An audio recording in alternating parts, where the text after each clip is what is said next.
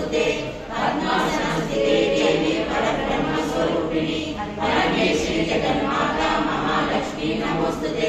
श्वेतांबरधरे देवी नानालंकारपूजिते जयस्थिते जगन्माता महालक्ष्मी नमोस्तुते महालक्ष्मी अष्टकस्तोत्रं पठेत् भक्तिमानः सर्वसिद्धिमवाप्नोति राज्यं प्राप्नोति सर्वदा